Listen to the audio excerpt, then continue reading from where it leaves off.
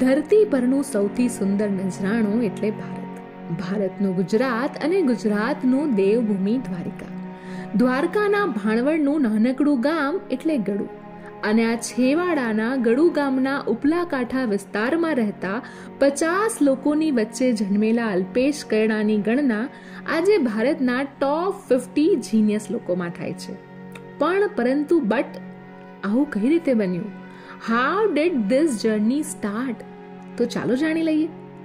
1997નું એ વર્ષ, કાળી અમાસનો દિવસ અને 5મા મહિનાની 6ઠી તારીખ. ગડુ ગામના લોકો દોડતા દોડતા આવ્યા અને પૂછ્યું જેરામભાઈને, જેરામભાઈ, દીકરો આવ્યો કે દીકરી? આવ્યો તો દીકરો છે, પણ વાંકો આવ્યો છે.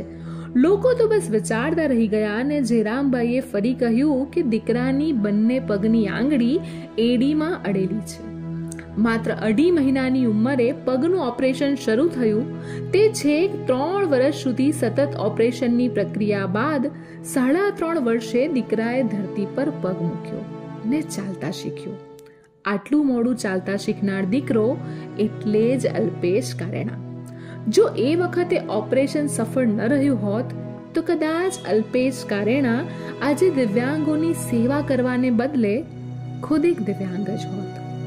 અલ્પેશે ગડુ ગામમાં પ્રાથમિક શિક્ષણ, પોરબંદર આદર્શ નિવાસીમાં માધ્યમિક શિક્ષણ અને ધોરાજી રોયલ સાયન્સ સ્કૂલ ખાતે ઉચ્ચતર માધ્યમિક શિક્ષણ લીધું.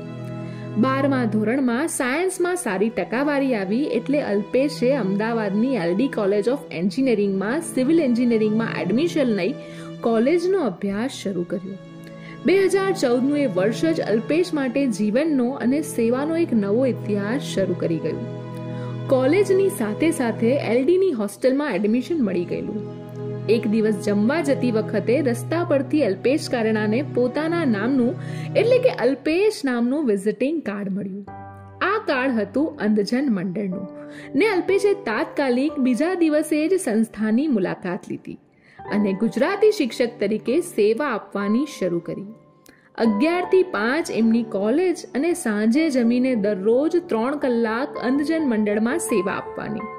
શિક્ષક તરીકે ભણાવતા ખ્યાલ આવ્યો કે પ્રજ્ઞાચક્ષુ લોકોને પરીક્ષામાં રાઇટરની જરૂર પડે. પરીક્ષામાં પૂછાયેલા પ્રશ્નો આપણે વાંચવાના અને પ્રજ્ઞાચક્ષુ મિત્રો જે જવાબ બોલે એ આપણે ઉત્તરવહીમાં લખવાના. બસ આટલી ખબર પડતા જ અલ્પેશે રાઇટર તરીકે સેવા આપવાની પણ શરૂઆત કરી. પહેલા તો પોતે એકલા જ જતા. પછી વિચાર આવ્યો કે હોસ્ટેલના અને કોલેજના મિત્રો ફિલ્મ જોવામાં, રખડપટ્ટી કરવામાં અને મજાક મસ્તીમાં ઘણો સમય વ્યતીત કરી દે છે. બધાને આ સેવા વિશે વાત કરી. કોલેજમાં પ્રિન્સિપાલથી લઈને બધા જ પ્રોફેસરને વાત કરી અને જોતામાં પોતાનું 250 વિદ્યાર્થીઓનું મજબૂત ગ્રુપ બનાવ્યું. માત્ર 2.5 વર્ષમાં જ 5000 વિદ્યાર્થીની આંખ બનીને આ ગ્રુપ આખા અમદાવાદની નજરે ચડ્યું અને અમદાવાદના લોકો પણ પ્રજ્ઞાચક્ષુ લોકોની સેવા કરવા માટે અલ્પેશ સાથે જોડાવા લાગ્યા. 2018માં સિવિલ એન્જિનિયરિંગની ડિગ્રી તો પૂરી થઈ ગઈ, પણ અલ્પેશની અંદર હવે માણસને રહેવા માટે મકાન અને બ્રિજનું બાંધકામને બદલે બધી સગવડતા ધરાવતા માણસો કઈ રીતે નિસહાય લોકોની સેવામાં જોડાય એ સૂઝબૂઝ વધારે હતી. સેવાકીય પ્રવૃત્તિથી અમદાવાદની અંદર ઘણા બધા સંપર્ક પણ થઈ ગયા હતા અને ઉપરથી અલ્પેશને સાહિત્ય અને ગુજરાતી પ્રત્યે ખૂબ લગાવ ને જાણકારી પણ ખરી. આ બધાનો સમન્વય કરીને વિચારનો નિચોડ કાઢીને નક્કી કર્યું કે હવે પત્રકાર ક્ષેત્રે ઝંપલાવવું છે. વેકેશનના પીરિયડમાં જ દિવ્ય ભાસ્કર સાથે જોડાયા અને લોકશાહીના ચોથા સ્તંભમાં કામ કરવાનું શરૂ કર્યું. આમ સોનામાં સુગંધ ભળે એવી રીતે અલ્પેશની સેવાકીય પ્રવૃત્તિને એક નવો જ વેગ મળ્યો. પરંતુ હવે પરિસ્થિતિ ઘણી રીતે બદલાઈ હતી, કારણ કે અલ્પેશ એક કંપનીના એમ્પ્લોય હતા. ઉપરથી એલડી કોલેજના ગ્રુપના લોકો પણ પોતાના આર્થિક ઉપાર્જન માટે અલગ અલગ જગ્યાએ નોકરી કરવા લાગ્યા હતા. એટલે રાઇટરનું ગ્રુપ બીજા લોકોને સોંપી દીધું. પરંતુ પોતે તો પેપર લખવા જતા જ. પરિસ્થિતિ બદલાય પણ જેમના વિચાર ન બદલાય એ જ અલ્પેશ કરણા. એમને બીજા 20 લોકોનું ગ્રુપ બનાવ્યું અને દર મહિને એક નવી સંસ્થામાં જઈને સેવાકીય પ્રવૃત્તિની શરૂઆત કરી. અંજન મંડળ, અપંગ માનવ મંડળ, અંધ મહિલા પ્રકાશ ગૃહ, અનાથ આશ્રમ, વૃદ્ધાશ્રમ એમ રાઇટરની સાથે સાથે અલગ અલગ 10 સેવાકીય સંસ્થાઓમાં સેવા આપવાની અલ્પેશે શરૂઆત કરી. જેમ જેમ સમય સડતો ગયો એમ એમ સેવાકીય પ્રવૃત્તિ વધતી ગઈ. પર્સનલ લાઈફ પણ બદલાઈ રહી હતી. દિવ્ય ભાસ્કર બાદ અલ્પેશે ગુજરાત સમાચાર અને ત્યારબાદ સંદેશ ન્યૂઝમાં પણ કામ કર્યું. સંદેશ ન્યૂઝના દર્શકો પણ અલ્પેશના ચહેરાને ટીવી પર જોતા થયા. 4 વર્ષની મીડિયા કારકિર્દી બાદ અલ્પેશે નોકરીના બદલે બિઝનેસમાં આગળ વધવાનું વિચાર્યું ને એ જ વિચાર સાથે 2021માં લોકપત્રિકા મીડિયા હાઉસમાં વાઇસ પ્રેસિડેન્ટની ભૂમિકા સાથે નવા બિઝનેસની શરૂઆત કરી. ને હા, બિઝનેસ સાથે પણ સેવાની અવિરત ગતિ તો ચાલુ રહી. અલ્પેશને સતત કંઈક નવું કરતા રહેવાનું ગમતું અને એટલે જ 2022માં અલ્પેશે એક પુસ્તક પણ લખ્યું, અડધી રાતનો હોંકારો. ગુજરાતની અંદર 20 વર્ષ કરતાં પણ વધારે સમયથી નિસ્વાર્થ ભાવે સેવા કરનાર 19 સેવાના સારથીઓની સેવાને અલ્પેશની કલમે કંડારી. અલ્પેશ એટલે તો સેવાનું બીજું નામ. બસ એને એના પુસ્તકની તમામ કમાણી અનાથ દીકરીઓના ભણતરમાં વાપરી. જે વાતની નોંધ ગુજરાતના સીએમથી લઈને અનેક ધારાસભ્યો અને સાંસદોએ પણ લીધી અને આશીર્વાદ પાઠવ્યા. ને પછી આવ્યું 2023નું વર્ષ. 2023નું વર્ષ અલ્પેશ માટે સુવર્ણ રહ્યું. સેવાના દોરમાં એ ખ્યાલ જ ન રહ્યો કે અલ્પેશે 9 વર્ષની રાઇટર સેવામાં 800થી વધારે પ્રજ્ઞાચક્ષુ મિત્રોના પેપર લખી નાખ્યા. આ વાત વિશ્વ લેવલે ચમકી. રાઇટરની અનોખી અને અમૂલી સેવાની નોંધ વર્લ્ડ રેકોર્ડ ઇન્ડિયાએ લીધી અને 2023ની 6 મેના રોજ એમને સરસ ગિફ્ટ મળી. પછી અલ્પેશના નામ આગળ વર્લ્ડ રેકોર્ડ હોલ્ડરનું છોગું ઉમેરાયું. ગુજરાતની મોટી મોટી હસ્તીઓ પણ આ વાતની નોંધ લીધી. આ સાથે જ 2023માં કલગીમાં વધારે એક પીછું ઉમેરાયું અને રક્તવીર ગ્રુપે અલ્પેશની નિસ્વાર્થ સેવાની નોંધ લઈ આપ્યો યુવા રત્ન એવોર્ડ 2023.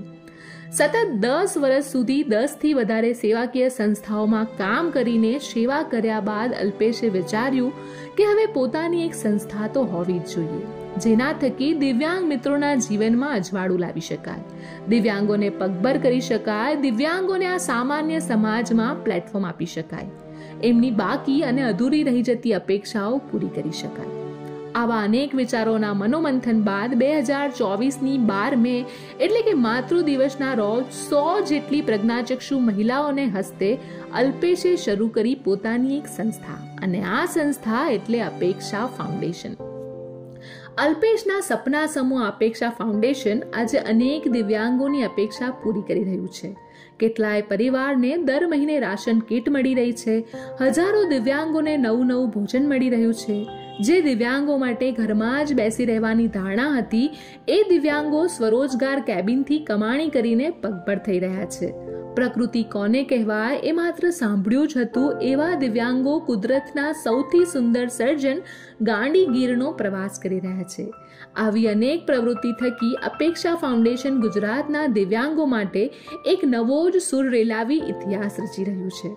ભવિષ્યમાં પણ અપેક્ષા ફાઉન્ડેશન 2000 દિવ્યાંગો માટે રહેઠાણ વ્યવસ્થા ઊભી કરી દિવ્ય નગરી નામની આવાસ યોજનાનો પણ પ્લાન ધરાવે છે.